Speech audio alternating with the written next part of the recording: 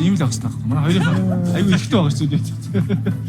Ингээд 2005 оны үеийн төгсөгч болох хаанти хэвлэл өдөр суулдар ирсэн байна. Ингээд 2024 оноос одоо бүх Хинтээ аймгийнхаа бүх төгсөгч 2005 оны төгсөгчдийн дунд 5 төрөл спортын тэмцээнийг нөхөрсгөр зохион байгуулад одоо 3 дахь жилдээ явж байна.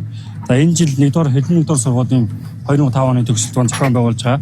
За ингээд хэрлэн хаан Хинтээ хэрлэн 2 дахь сургуулийнхаа 3 бүлгийн төлөөлөл болох 3 найзтай одоо ингээд урьдчилан гардуулъя. 2026 оны 4 сарын 25-26-нд Хинтээ аймгийн 1-р сургуулийн зааланд болох нөхөрсөг тэмцээнд 5 хүнийг бүрэлдэхүүн хөвөрж байна. Ингээд 5 хүндээ амжилт хүсье.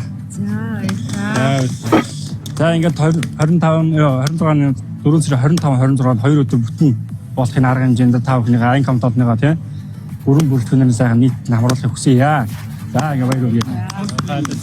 За энэ дээр болохоор постерын өмнөд нь байгаа хөтөлбөрүүд нь бүгд ингээд байж байгаа.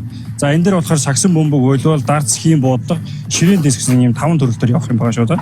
За тэгээ 26 оны 4 сарын 24-ний 9 цагаас эхлээд арга хэмжээ маань яваад 26 оны 16-аас 18:30 минут гээд шагнал гардуулах үйл ажиллагаа явагдаад ерөнхийдөө хөтөлбөрүүд нь ингээд явагдана. За энэ дээрээс болохоор ерөнхийдөө юунууд нь хийж байгаа шүү.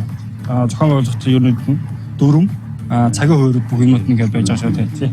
За ингээд авилгаа хүлээж авлаа. Авилга тараасан ангийн хамт олондоо үеийнхэндээ баярлалаа. За одоо ингээд 2005 оны хаан хэдийг тэгсэн 10-ын А, Б, В ангийнхан бид нэр нийлж баг болж оролцсон. За бусад төгсөгчдрийг нөхөрсөг тэмцээнд ирж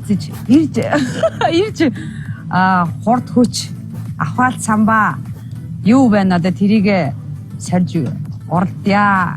Бүгдээрээ хамтарч оролцъя.